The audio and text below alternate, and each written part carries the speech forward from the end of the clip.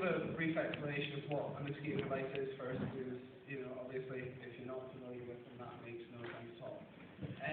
They're devices which are used sometimes by the police and often by shopkeepers to stop teenage loitering. And what they do is they exploit the fact that young people under the age of about 25 can hear sounds at a much higher pitch than the rest of the population. So they play sounds at a very high frequency, at volumes, anything up to that, of sort of a pneumatic drill. So we're talking that kind of level. And the idea is that it will annoy congregating teenagers enough to move them on from the area they're in.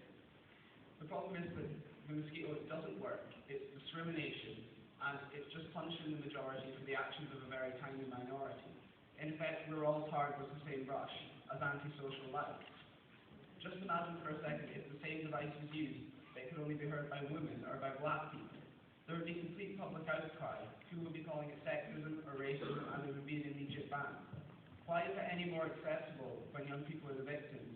And why is it acceptable to brand us all as troublemakers?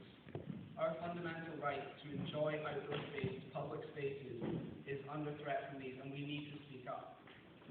But it's, of course, not only teens who can hear this device. Babies and young children are also victims of the noise. A mother who's with her baby going to the shops will not realise that her baby's being exposed to the mosquito, and her baby's not going to be able to tell her. So if she stands for a chat outside the shop, that's prolonged exposure to this noise, and that can result in some of the health effects which have been reported, anything from headaches to even temporary deafness. What did this baby do to deserve the punishment that it's getting? It did absolutely nothing, and if it can't speak up, we need to speak up for it. But perhaps even worse than that is the effect it has on young people with very sensitive hearing, which is associated with some forms of autism. They find this noise incredibly distressing, and they, like the baby, they are just as innocent as any other shopper. I'm sure we all agree that they do not deserve to be put through this discomfort, and I'm delighted to say that this motion has the backing of the National Autistic Society of Scotland on that point. But antisocial behaviour is a problem, and it does need to be tackled. This is not the solution.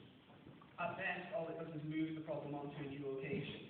What we need are positive solutions where young people, the police, members of the community and shopkeepers all work together to beat any problems.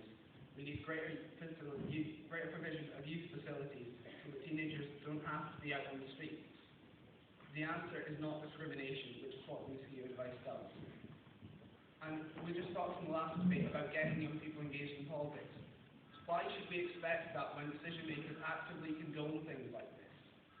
Just last month, the Home Secretary reiterated the government's position in support of the mosquito device, and the Scottish Government just leave it up to local authorities to make the decision. Today is an opportunity to tell politicians that the young people of Scotland are standing up against discrimination and against collective punishment, which is exactly what the mosquito device represents. Last October, the Liberal Democrat Conference passed a motion calling for a ban. The third largest party in Britain now supports this fight against the mosquito device. This motion also has the backing of Liberty, the human rights organisation, who have been running campaigns for a few years now against them. There is now a movement more than ever pushing for a ban to these devices, and the Scottish Youth Parliament is absolutely crucial in strengthening that in Scotland. And for that reason, I urge you to support this motion, and I open up the floor to questions and debate.